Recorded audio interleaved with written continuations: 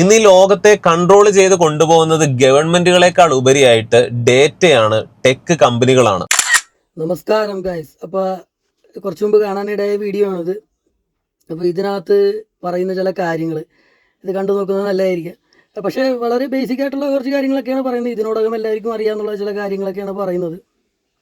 പക്ഷേ ലോകത്തിൽ ഇന്ന് നടക്കുന്ന സീരിയസ് ആയിട്ടുള്ള ചില വിഷയങ്ങൾ, അതിനെക്കുറിച്ച് പലർക്കും അറിയാൻ പാടില്ല. വളരെ അജ്ഞതയിലാണ് പല മനുഷ്യരും ജീവിക്കുന്നത്.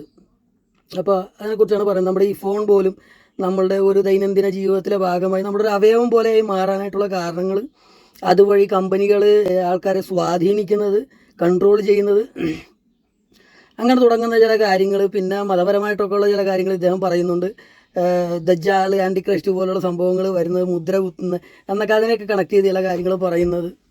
അങ്ങനെ കുറേ കാര്യങ്ങൾ, പല ദൃഷ്ടികോണുകൾ, എന്താ പറയുക, കൺസ്പിറസി തിയറീസ് എന്ന് പറയുന്ന സംഭവങ്ങൾ. പക്ഷേ conspiracy theories actually conspiracy theories ആണോ, അല്ലെങ്കിൽ റിയാലിറ്റി ആണോ, അല്ലെങ്കിൽ അതിനകത്ത് എന്തൊക്കെ സത്യമാണ്, എത്ര അളവിൽ അതിനകത്ത് സത്യമുണ്ട് എന്നൊക്കെ ഉള്ള കാര്യങ്ങൾ നമ്മൾ മനസ്സിലാക്കേണ്ടിയിരിക്കുന്നു. ഇപ്പോൾ അതിൽ സമയമായി, കുറേ നാളുകളായിട്ട് സമയമായി. പലപ്പോഴായിട്ട് നമ്മൾ പല പല കണ്ടൻറ്റുകളൊക്കെ ചെയ്യുന്നുണ്ട്. ഇദ്ദേഹം വെറും മലയാളത്തിൽ തന്നെ ഒരു ഇതേപോലെയുള്ള ഇലുമിനാറ്റി കൺസെപ്റ്റ്സ് എക്സ്പ്ലെയിൻ ചെയ്ത ഒരു വീഡിയോ ആദ്യമായിട്ട് ഇദ്ദേഹത്തിൻ്റെ ചാനലൊക്കെ ആയിരിക്കും വിട്ടിരിക്കുന്നത്. ഒരു 8 വർഷം മുമ്പ് എന്നൊക്കെ പറയുന്നുണ്ട് കുറച്ച് കൺസ്പിറസി തിയറിയുടെ കാര്യങ്ങൾ. പക്ഷേ അതിനുമൊക്കെ മുമ്പ് ഞാൻ ഇതിനെക്കുറിച്ച് ഒരു വീഡിയോ ചെയ്തിരുന്നു. അതിൻ്റെ ഒരു കാര്യമാണ് എനിക്കിവിടെ പറയാനുള്ളത്. കാര്യം ഇതിനേക്കാളൊക്കെ മുമ്പ്, ഒരു 10-18 വർഷമൊക്കെ മുമ്പ് ഇത് പറയുകയും, അങ്ങനെ ഒരു എന്താ പറയുക, ഒരു ഡിസ്കഷനായിട്ടൊന്നുമല്ല, പക്ഷേ എന്താ പറയുക, നമ്മൾ റിയാലിറ്റിയിൽ അങ്ങനെ സംഭവങ്ങളൊക്കെ ഉണ്ടാവുകയും അങ്ങനെ നമ്മളതിനെക്കുറിച്ച് പറയാനിടയാകുകയും, അതിൻ്റെ പരിണിത ഫലമായി എനിക്കൊരു കണ്ണിനൊരു പരിക്കൊക്കെ പറ്റുകയും, എന്നെ കാണുന്നവർക്ക് അറിയാം, എൻ്റെ മുഖം ശ്രദ്ധിച്ചാൽ അറിയാം. പലവരും എന്നെ കോങ്കണൻ എന്നൊക്കെ പറഞ്ഞ് വിളിച്ച് കളിയാക്കാറുണ്ട്. പലപ്പോഴും ഞാൻ ഇസ്ലാമിക വിമർശന ചില വീഡിയോകളൊക്കെ ചെയ്യുമ്പോഴത്തേക്കും എന്തെങ്കിലുമൊക്കെ അവർക്ക് ദേഷ്യം കഴിയുമ്പോൾ പറയാനില്ല, എന്നിട്ട് അവർ പറയും കോങ്കണനാണ് എന്നൊക്കെ പറയും, അങ്ങനെയൊക്കെയുള്ള. അപ്പോൾ അങ്ങനെയുള്ളവർക്ക് അത് കണ്ണിനൊരു പ്രോബ്ലം ഉണ്ട് എൻ്റെ. അപ്പോൾ ആർക്കും അറിയാത്ത പല കഥകളുമൊക്കെ നമുക്കുണ്ട്. അതൊക്കെ പറയാൻ വേണ്ടിയിട്ട് നമ്മൾ ഈ നോ BS ലൈഫ് എന്ന് പറയുന്ന സംഭവത്തിൽ വന്നിരിക്കുന്നത്. BS, ഈ ലോകം മൊത്തം BS ആണ്. BSൽ മനുഷ്യരെ ഡിസ്ട്രാക്ട് ചെയ്തിട്ടാണ് ഈ ലോകത്തിൻ്റെ കാര്യങ്ങൾ ചലിക്കുന്നത്. അതിൻ്റെ അപ്പുറം കുറേ കാര്യങ്ങളൊക്കെ ഉണ്ട്. ആ കാര്യങ്ങളെക്കുറിച്ചൊക്കെ പറഞ്ഞൊരു സംഭവം ഞാനൊക്കെ പഠിച്ചുകൊണ്ടിരുന്ന വെച്ചാൽ മേഖലകളും അങ്ങനെയൊക്കെ ആയിരുന്നു. അപ്പോൾ അതിൻ്റെ ഭാഗമായിട്ട് എനിക്ക് അങ്ങനെ ഒരു സംഭവങ്ങളൊക്കെ സംഭവിക്കുകയും അതിനെ തുടർന്നുള്ള പിന്നെ കുറച്ച് കഥകളൊക്കെ ഉണ്ട്. അതിക്കൊക്കെ ശേഷം കുറേ നാൾ, 8-9 വർഷമൊക്കെ കഴിഞ്ഞ് ഇദ്ദേഹം പറയുന്നതിലുമൊക്കെ പിന്നെ ഒരു 9 വർഷമൊക്കെ മുമ്പ് ഞാനൊരു വീഡിയോ ചെയ്തിരുന്നു. അതിനകത്ത് കൊറോണയെക്കുറിച്ചുമൊക്കെ ഞാൻ പറഞ്ഞിട്ടുണ്ട്. കൊറോണ എന്നൊന്നുമല്ല ഞാൻ പറഞ്ഞിരിക്കുന്നത്, ഒരു വിപത്ത് വരും, ഒരു ഹെൽത്ത് ഇഷ്യൂ വരും.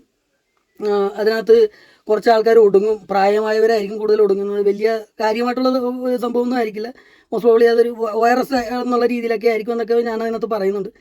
അത് ഞാൻ ഇട്ട് ഒരു 3-ാം ദിവസം അത് വീഡിയോ തന്നെ അടിച്ചുപോയി. അത് വേറെ കോപ്പിറൈറ്റും കാര്യങ്ങളും, വേറെ സൗണ്ടൊന്നും ഞാൻ ആഡ് ചെയ്തിട്ടൊന്നുമില്ല. ഞാനിങ്ങനെ സംസാരിക്കുവാണ് അതിനകത്ത്. ഒരു അരമണിക്കൂർ, ഒരു 35 മിനിറ്റ് ചില്ലറ ഇങ്ങനെ സംസാരിക്കുന്ന ഒരു വീഡിയോ ആണ്. അപ്പോൾ ആ കാര്യങ്ങളൊക്കെ ഞാൻ പറഞ്ഞിരുന്നു. അപ്പോൾ ഇതിനകത്ത് പറയാനുള്ളത് ഈ ഇലുമിനാട്ടിയുടെ സംഭവമാണ് പറയാനുള്ളത്. ഇലുമിനാട്ടി കൺട്രോൾ ചെയ്യുന്ന കമ്പനീസ്, ഡാറ്റ കളക്ഷൻസ്, അതുവഴി ആൾക്കാരെ കൺട്രോൾ ചെയ്യുന്ന സംഭവങ്ങൾ, AI ഉപയോഗിച്ചിട്ടുള്ള സംഭവങ്ങൾ എന്നൊക്കെ പറഞ്ഞു. ഇത് പറഞ്ഞു വരുമ്പോൾ ചിലപ്പോൾ 2-3 ചിലപ്പോൾ ഭാഗമായി പോയെന്നിരിക്കാം. സമയം വളരെ കുറവാണ്. അപ്പോൾ അത് ശരിയാണ്. പക്ഷേ നമ്മൾ ഇതിൻ്റെ അപ്പം മനുഷ്യൻ്റെ എക്സിസ്റ്റൻസിൻ്റെ അപ്പം കുറേ കാര്യങ്ങളുണ്ടെന്ന് പറഞ്ഞു കഴിഞ്ഞാൽ, ഇപ്പോൾ ഈ പറയുന്ന ഇലുമിനാറ്റി എന്ന് പറയുന്ന വാക്കിൻ്റെ അർത്ഥം എന്ന് വെച്ച് കഴിഞ്ഞാൽ അവബോധമുള്ള ഒരു, എന്താ പറയുക, ഒരു എർത്ത് കോൺഷ്യസ്നസ്, ഒരു ഹ്യൂമൻ കോൺഷ്യസ്നസ് എത്തിപ്പെടാൻ പറ്റുന്ന ഒരു ലെവലുണ്ട്. പക്ഷേ ഒരു എർത്ത് കോൺഷ്യസ്നസ് എല്ലാമാണ് ഈ ഹ്യൂമൻസ് മൊത്തം നിൽക്കുന്നത്. അതിൻ്റെ അപ്പുറത്തേക്ക് പോകുന്ന ഇലുമിനേറ്റ് ആയിട്ടുള്ള വ്യക്തികളാണ് ഇലുമിനാറ്റികൾ എന്ന് പറയുന്നത്. അതിൽ ഇലുമിനേറ്റ് ആയിട്ട് പോകുമ്പോൾ പല പല കാര്യങ്ങളും മുന്നോട്ടുണ്ട്. Alien life forms, alien entities ഒക്കെ ഉണ്ട്. അവരുടെയൊക്കെ ഇൻട്രസ്റ്റ് ഉണ്ട്. അതൊക്കെ ബാക്കിയുള്ളവർക്ക് എല്ലാവർക്കും അറിയണമെന്നില്ല. അപ്പോൾ ഒരു 4th ഡൈമെൻഷണൽ എൻറ്റിറ്റീസിൻ്റെ അജണ്ടയിലാണ് ഈ ഭൂരിഭാഗം വരുന്ന ടെക് കമ്പനീസ് പോകുന്നത്. അതിനെയാണ് ഇലുമിനാറ്റികൾ എന്ന് പറയുന്നത്, ഇപ്പോൾ ഈ സംഭവം പറയുന്നത്. പക്ഷെ അവരുടെ അജണ്ട ഇതാണ്. കാര്യം എന്ന് വെച്ച് കഴിഞ്ഞാൽ മനുഷ്യർ കൂടുതൽ ഉണ്ടായിട്ട് കാര്യമില്ല എന്നുള്ള സംഭവമാണ്. അതിപ്പോൾ നമ്മൾ ജഗദീഷ് മറ്റേ പടത്തിൽ പറയുന്നവരുണ്ട്, മഹാദേവൻ പറയുന്നത് ശരിയാണ്, പക്ഷെ തോമസ് കുട്ടി പറയുന്നതും ശരിയാണ് എന്ന് പറയുന്ന ഒരു സംഭവമാണ്. നമുക്ക് അതിനകത്ത് ഇലുമിനാറ്റി പറയുന്നതിൽ ഒരു കാര്യമുണ്ട്.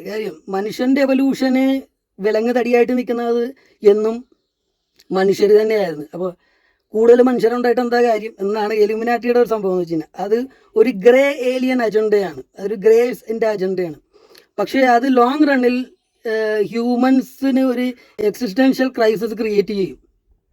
ആ രീതിയിലാണ് ഗ്രേസ് തന്നെ, അങ്ങനെയാണ് ഗ്രേസിൻ്റെ ഒരു ഫിസിക്കൽ ഫോം ഇല്ലാണ്ടായി മാറിയത്.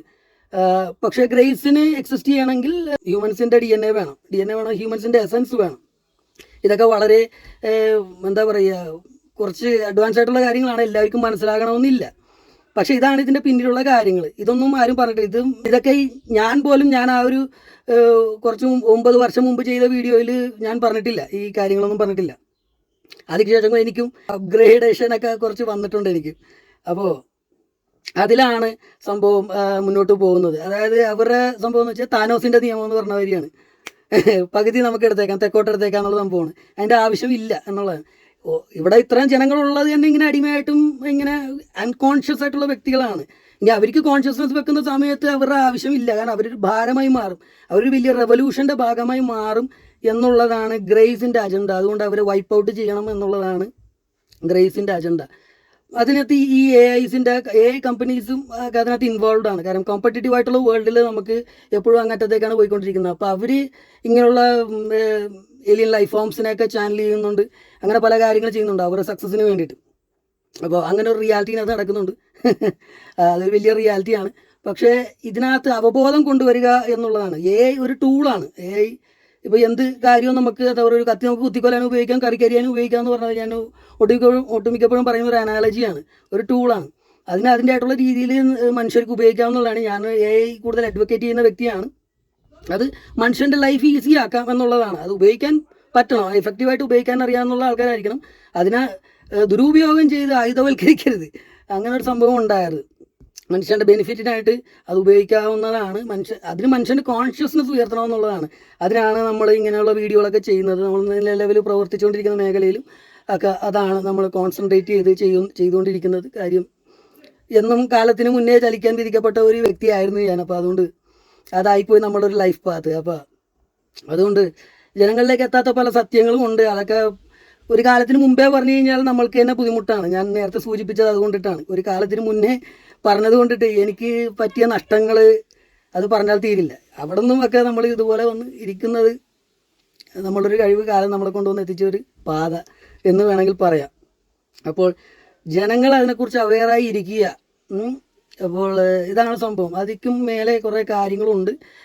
പക്ഷേ ഹ്യൂമൻ കോൺഷ്യസ്നെസ് വളർത്തേണ്ടിയിരിക്കുന്നു. അതിൽ ഭാരതീയർ, മലയാളികൾ നമുക്ക് ഒക്കെ ഒരുപാട് കാര്യങ്ങൾ ചെയ്യാൻ പറ്റും. അതിനെക്കുറിച്ചൊക്കെ കുറേ ഞാൻ കണ്ടന്റ് ചെയ്യാറുണ്ട്.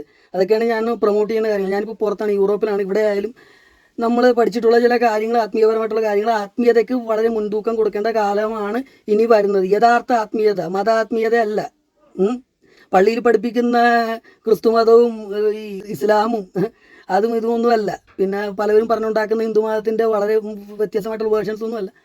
യഥാർത്ഥ സത്യങ്ങൾ മനസ്സിലാക്കുക, ശാസ്ത്രങ്ങൾ പഠിക്കുക, എർത്ത് കോൺഷ്യസ്നെസ്സിൻ്റെ അപ്പുറം കുറേ കാര്യങ്ങളുണ്ടെന്ന് മനസ്സിലാക്കുക, ശാസ്ത്രം മനസ്സിലാക്കുക, ഭൂമിക്കപ്പുറം ഉള്ള കാര്യങ്ങളൊക്കെ മനസ്സിലാക്കുക, ഒരു ശക്തിക്കും അടിമപ്പെടാതിരിക്കുക, അവനവൻ്റെ ശക്തി തിരിച്ചറിയുക, മറ്റുള്ളവർക്കും ഗുണപ്രദമായിട്ടുള്ള രീതിയിൽ പ്രവർത്തനങ്ങൾ തുടരാൻ ശ്രമിക്കുക. അതാണ് ഇതിൻ്റെ മെസ്സേജ്. Take care.